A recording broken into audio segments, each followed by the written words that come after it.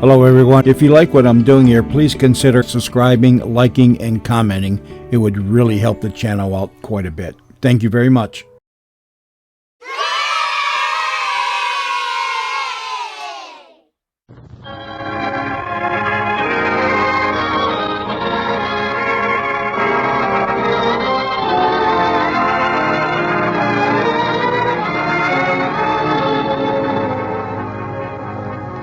Welcome, everybody. Tonight, your neighborhood good golf dealer joins the golf companies in presenting the second of the Motion Picture Star's own program, The Golf Screen Guild Show. With Loretta Young, Fred Astaire, Herbert Marshall, Franklin Pangborn, Gino Corrado, Oscar Bradley, and Hollywood's favorite master of ceremonies, George Murphy.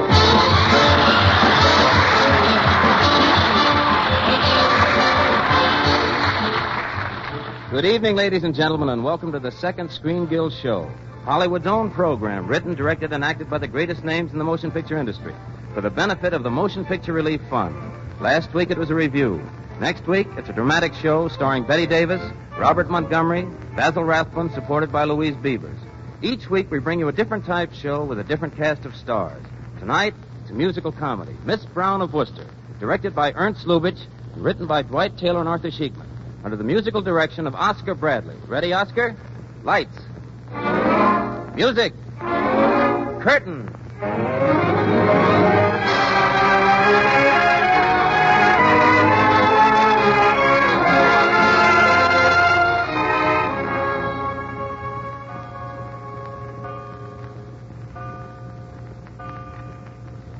It's 4 a.m. at the English Manor House of Richard Devon, played by Herbert Marshall. The radio in the darkened drawing room is turned on. In front of it, we find Alice Brown, his fiancée, played by Loretta Young. The program she is listening to is a transatlantic broadcast from the famous Sky Room of New York's Hotel Astoria. Jerry Gale, known as the Rhythm Romeo and acted by Fred Astaire, is just beginning his midnight broadcast. It is my lady. Oh, it is my love. Jerry. Alice.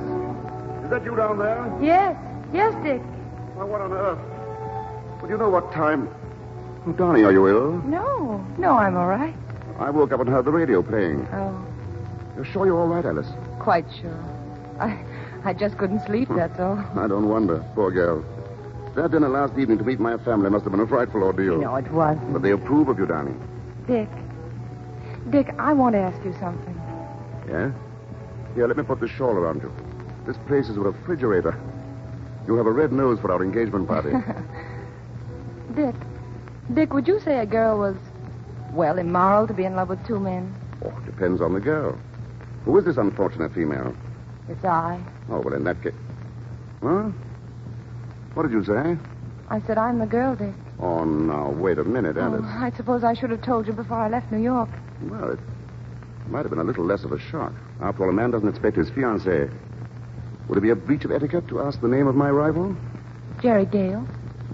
Jerry Gale, the American Orchestra, the Rhythm Romeo. Oh, now, look here, Alice. I know, it's mad and crazy. But he's a public figure of speech. Every woman in America. Look, Dick, there are two me's. The sensible, sober, down-to-the-ground me, quite in love with you. Then there's the other we'll call the foolish, romantic me, in love with Jerry Gale. Oh, no, you're ribbing me. Oh, aren't you? He was the leader of a little band at our college prom 4 years ago. He played the trumpet. Oh, but he was much better on the harmonica. Harmonica? Uh-huh. Oh, this is becoming more and more fantastic, Alice.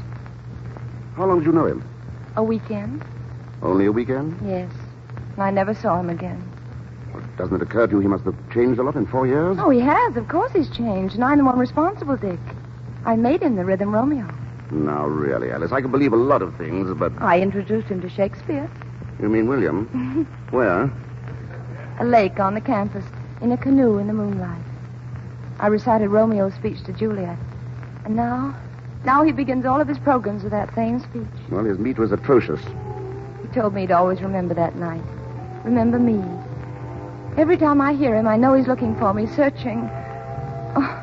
Oh, I know how perfectly stupid this sounds, but Stupid? It's serious. Even if it is purely mental.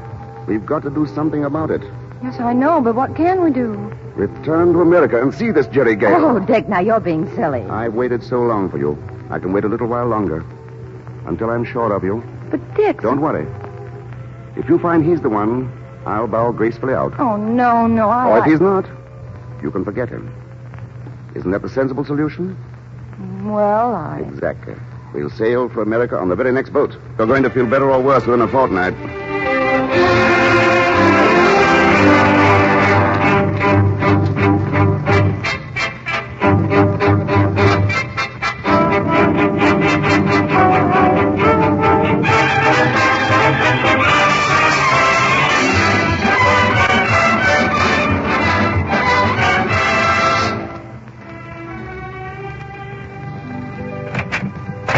Mr. Lester, the band. She has played 3 numbers. Where is Jerry Gale? I am Jerry Gale's manager, not his nursemaid. I'm manager of the Astoria Sky Room.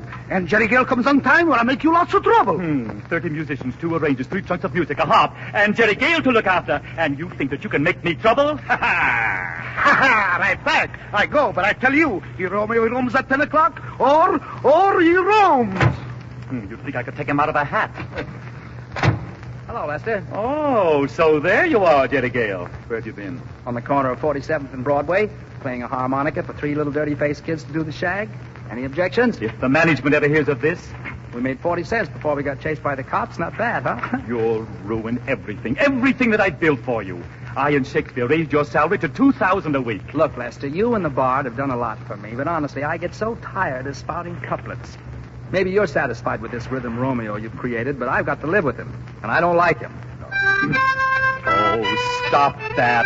Stop that. A 30-piece orchestra with a concertmaster who plays a genuine Stradivarius, and you play a mouth organ. Don't do that. Why don't you take up something classical, like the harp? You can't play a harp in the bathtub. Will you please give me that crazy gimmick? Oh, don't put it in your tailcoat. You'll bulge in the wrong places. Look, Lester. Look, you read my mail, you write my lines, you make my dates, and you break them. In short, you pull the strings and I dance. Please, will you stop? Romeo wasn't a hoofer. Yes, and this hoofer isn't a Romeo. There, now there's the signal. Now here's your baton. Now don't forget, when you step off the bandstand after your number, you're still Romeo. Greet the girls with, I am too bold, 'tis not to me she speaks. Romeo and Juliet, Act 1, Scene 2. And what do you say when I get cornered with some fair jitterbug? Why, I interrupt and say your sponsor wants to speak to you. All right. I go and it is done. The bell invites. What? Macbeth, Act 2, Scene 1.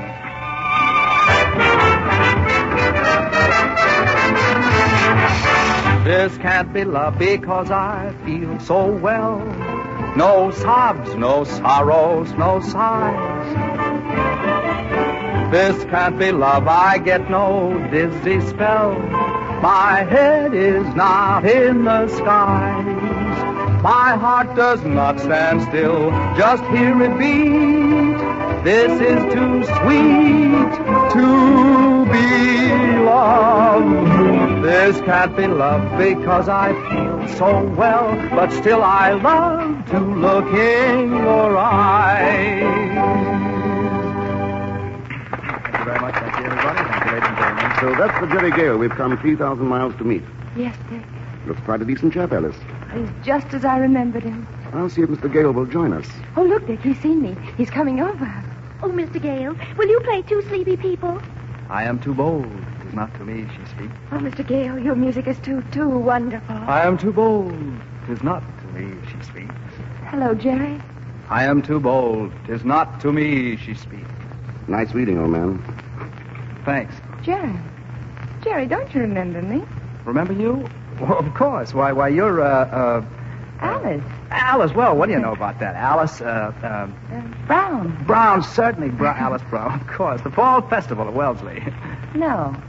Spring prom, Vassar. Oh, yes. You had on a blue dress. I wore red. Remarkable memory, old man. Thanks. By the way, this is Mr. Richard Devon. How do you do? How do you do? Alice has told me about you, Mr. Gale. Really? Well, that's nice. Yes, most fortunate the way you came upon the Shakespearean role. Oh, Dick. The rhythm Romeo angle? Yes, a lake on the campus, a boy and a girl, the moonlight. And you were romantic.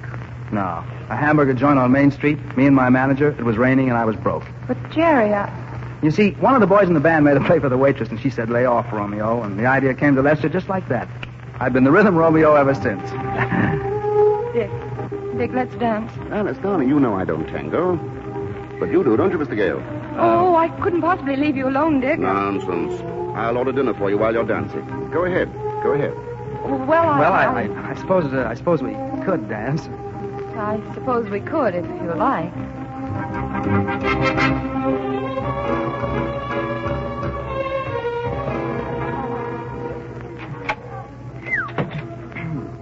This balcony is a lot better. Is that line inspired by Mr. Lester, too? You know, I'm afraid you've got me all wrong, and I don't blame you. No? I got off on the wrong foot, and I can't seem to get back in step again. Well, why bother? Well, because I do remember you. Oh, not your name or the school, maybe, or the color of your dress, but I remember you and everything that happened that weekend. Really? You don't believe me? No. All right. Didn't you find my harmonica, and didn't I have to go to the sorority house to claim it? And didn't you make me play it to prove it was mine? Yes. Yes, and then you dated me for the next night. Sure. That was why I stayed over. You called for me in the town's only taxi. It was payday. Yes, but we walked down to the lake. And paid $1 for a red canoe. It was blue. It was swell. There was a full moon. 2 of them. One upstairs and one down on the lake. Yes. And you sang a funny little song, do you remember? There ought to be a moonlight saving time, so I could love that gal of mine. And you recited... What light from yonder window breaks? It is the east. And Juliet is the sun. That's it. That must have been why I took Lester's suggestion. I was remembering you and the way you read those lines. And when we reached the shore, you said, beautiful. I didn't mean Shakespeare. And you kissed me. Yes. Yes, I... Darling. Darling.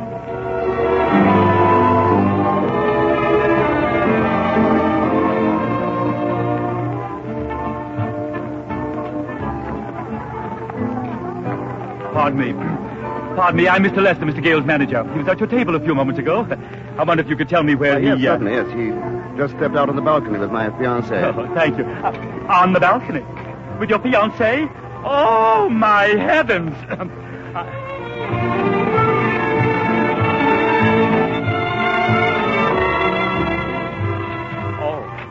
Oh, here you are. I say, here you are. Mr. Gale, your sponsor wants to speak to you. I say your sponsor wants to speak to you. Mr. Gale, your sponsor!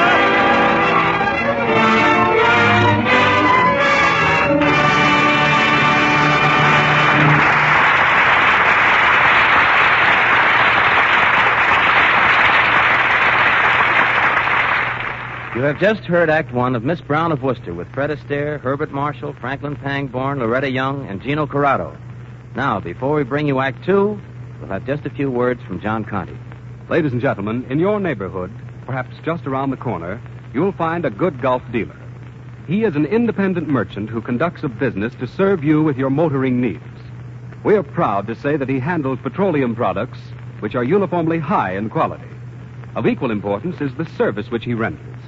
We are sure you will find him friendly, helpful, and prompt in his attention to your motoring needs, courteous as he serves you. In every respect, a merchant who merits your regular patronage. So the next time you need gasoline and motor oil, stop at the sign of the Gulf Orange Disc and ask the good Gulf dealer to service your car. Thank you.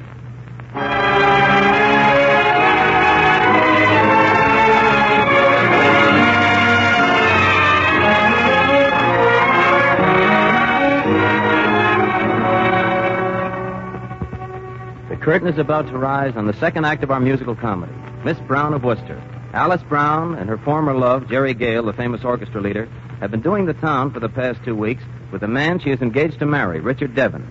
Devon has been learning that even in America, 3 is a crowd. Lights, music, curtain.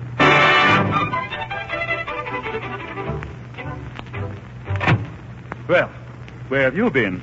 Out, Lester. Out with whom, may I ask, Mr. Gale? The girl I'm in love with. You're not serious. Why, you can't do this to me. Oh, yes, I can. You can't be in love with one girl. You've got to be in love with all of them. Your sponsor expects it. Now, look.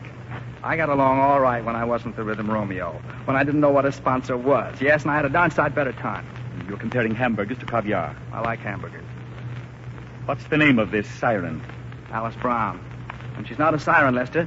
She's in love with me, not the Rhythm Romeo. You are the Rhythm Romeo. Yes, but she isn't in love with him. She's in love with the fellow I was 4 years ago. He was a halfway decent chap. He didn't spout Shakespeare, and he wouldn't steal another fellow's girl. You mean there's another man in love with her? Yeah, a grand fellow, too. Look, Lester, I'm in a spot. What can I do? Well, you certainly can't marry the girl. No, you're right, Lester. I can't marry her. Now you're talking sense. No woman could be happy married to me with the postman dumping 1,000 phony love letters on our breakfast table every morning. Watching me look foolish while fans ask for autographs, grab my hat, tear off my tie for a souvenir. Mrs. Rhythm Romeo. Why, Alice couldn't stand that for a month. That's right. That's right, Mr. Gale. That's perfectly right. I've got to show her that Devon's the man for her now, but I don't know how.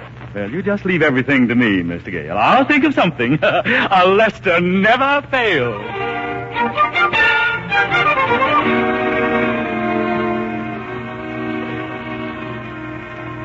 Dick, did you see this headline? How about some tea, Alice? Army mobilizes on Czechoslovakian border. Lemon or milk, darling? Lemon, dear. London building bomb-proof shelters. You'll never guess what I discovered these crumpets. Britain debates mobilizing Navy. Imagine selling crumpets at a chemist shop. You know, Dick, this really looks serious. Not the crumpet situation? No, silly. There's trouble in Europe. Oh, time enough to worry when it comes to a head.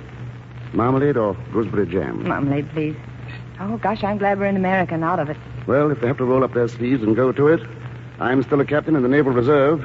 You? Dick, do you mean that... Anything's apt to happen these days. But look, you didn't come to tea to discuss the European situation. What's really troubling you? Come on, out with it. Dick? Yes? I've made up my mind. I thought so. It's Jerry Gale. Yes. Oh, please, Dick, don't be angry with me. I'm not. Jerry's a fine chap. I'm only sorry I couldn't have been the lucky man. But Jerry doesn't know it yet. I knew it. And so must he, unless he's blind. Just a second. Yes? Is Miss Brown there? Yes, just a moment. For you, Alice. For me? Oh, thanks, dear. Hello? Miss Brown? Yes? This is Jerry Gale's manager, Mr. Lester. May I ask the name of your attorney? My attorney? What for? Miss Brown, as Mr. Gale's manager, it is my unpleasant duty to follow the path of unbroken hearts left at the wayside by the Rhythm Romeo. And I do what I can to repair them in a monetary sense. Let me warn you, however, that $3,000 is my top price. Are you speaking for Mr. Gale? Certainly, I speak for Mr. Gale. Does he think that I... Why, how dare you call me up, Mr. Lester? How dare you?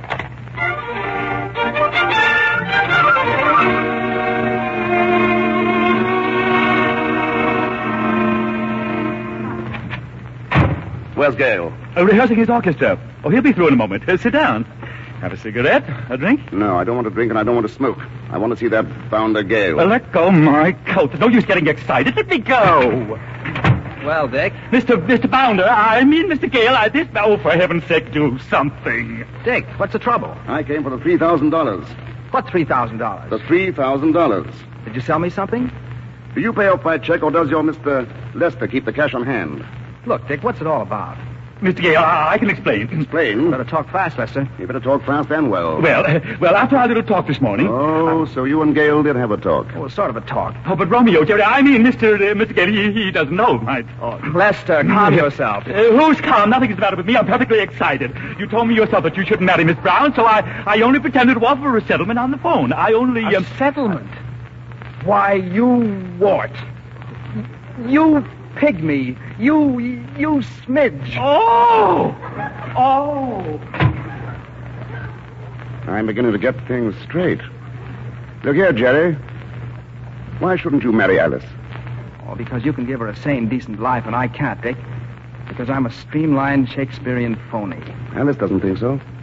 After all, she's the one to make the final decision. It won't be hard for her to choose now. There's no explanation I can make she'll ever believe. I wouldn't worry, Jerry. A woman will go any place, do anything, and believe anything when she's in love. You'll see at the Sky Room tonight.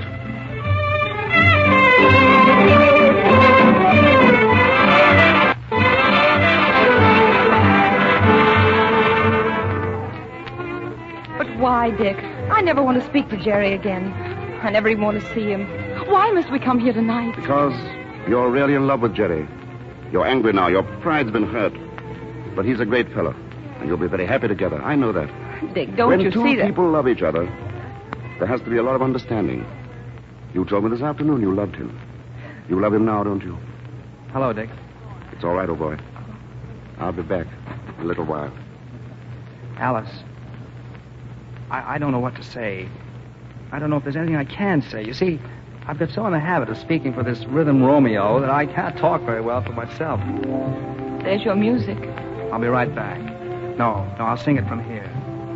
I can reach up to heaven and pluck out a star from the blue.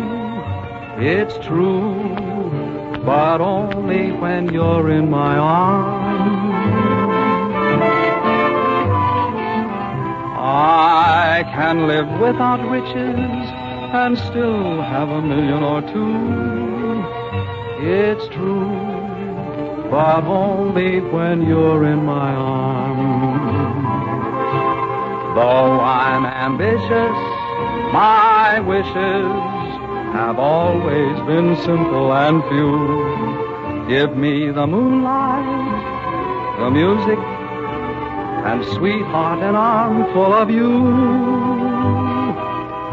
I can see myself doing the things that I never could do. It's true, but only when you're in my arms. Do you believe me, Alice? Yes. Yes, Jerry, I believe you. I guess I never really doubted you. I wonder if that blue canoe's still on that lake where we left it. Oh, we could go and find out. Well, looks as though I'd walked in on cue, just in time to offer my blessing and to say goodbye. Goodbye? It seems that little trouble in Europe we talked about has come to a head. The Admiralty has ordered mobilization of the fleet. I'm sailing on the Queen Mary at midnight. Go sailing? In an hour? Is it war? Lord only knows.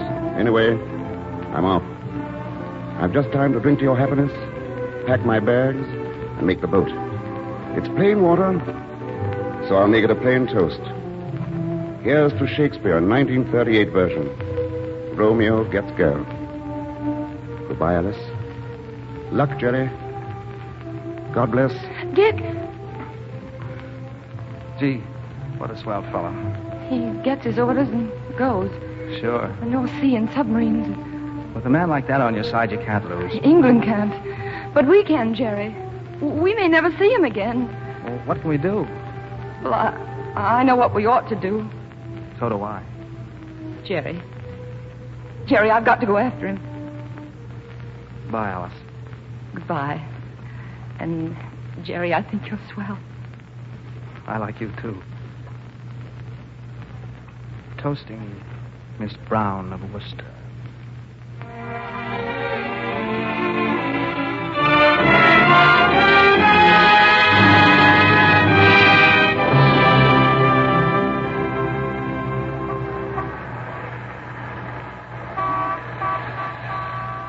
Throw my luggage in the back, driver. Pier 90, driver. Okay, ma'am. Alice. What are you doing here? Where's Jerry? On the bandstand at the Astoria Hotel, I think. No, but I thought... Oh, you're coming to see me off. Darling, a girl doesn't take bag and baggage to wave goodbye from a pier. You stupid thing, I'm coming with you. You can't. Why not? Well, it's Jerry. He sent me. Oh, forgive me, I don't get this. Darling, don't make me propose to you. You mean... Yes. Alice. Oh, my dear. How about a little radio music with that, sir? Why not? Well, here it is. Driver, do you know this is the first time I've ever been kissed in a taxi at 50th Street and 10th Avenue? Oh, this ain't the first time it's happened in my cab, ma'am. Listen, darling. My heart does not stand still, just hearing me. That's the song he sang to you, our first night in America. Yes. Only now he's singing it to us. See here, Miss Brown. Huh? What about your accommodations on the boat? I got the last stateroom. Oh, no, you didn't, darling. We got the last stateroom. Mr. and Mrs. Devon.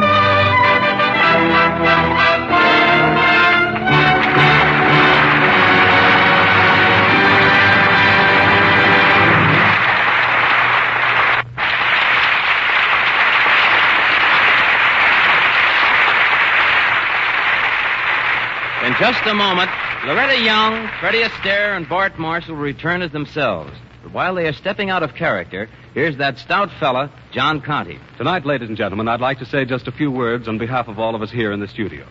As you all know, the amount paid by the Gulf people for talent on this program is being placed in a special fund. A fund to build a home to care for the aged and indigent people from all branches of the film industry. We're all of us proud to be associated with such a worthwhile project and with this new kind of radio entertainment. We hope you'll enjoy it, and that you'll tune in every Sunday at this same time for the Gulf Screen Guild Show, brought to you with the best wishes of your neighborhood good Gulf dealers.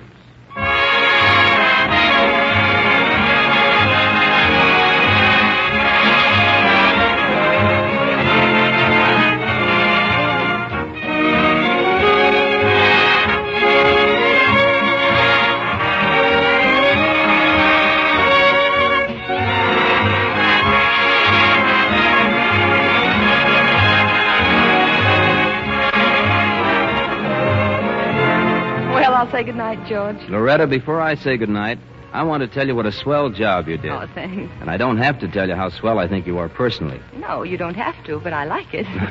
Good night, George, and thanks again. Good night, Loretta. And by the way, extra congratulations to you, Bart. Why's that, George? Well, because tonight you got the girl and Freddie didn't. Well, in that case, so long as she's mine, I'll take her home. Good night, George. Good night, Bart. Good night, MC. Just a moment there, F.A. We missed something here tonight. You didn't dance. Well, neither did you. Well, I don't dance much, Fred. Why, George, you're just a terpsichorean meanie. Them's bodacious words, Astaire, bodacious. Oh, I couldn't dance today anyway. My foot's asleep.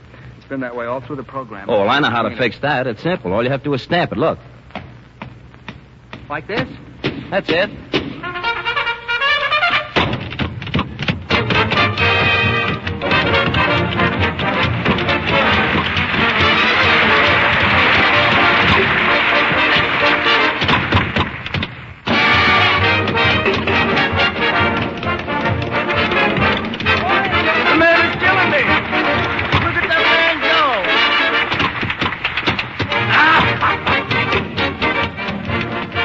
Are the feet awake yet, Fred? So long, Fred. Thanks for coming.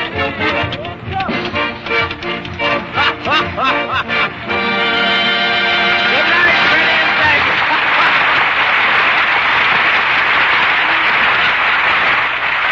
Good night, George. Good night, Freddie. That was a pretty fair gavotte. That was a pretty fair gavotte for two sleepy feet. I'd like to thank Franklin Pangborn and Gino Corrado for being with us tonight for a swell performance. Well, folks, that winds up another Screen Guild show. We hope that you enjoyed it. We'll tune in again next week to hear Betty Davis, Robert Montgomery, Basil Rathbun, and Louise Beavers in an original drama, Can We Forget, directed by Frank Capra and written by Mary McCall. Tonight's Screen Guild show was directed by Ernst Lubitsch, written by Dwight Taylor and Arthur Sheikman. This is George Murphy saying thank you for the motion picture industry, and good night.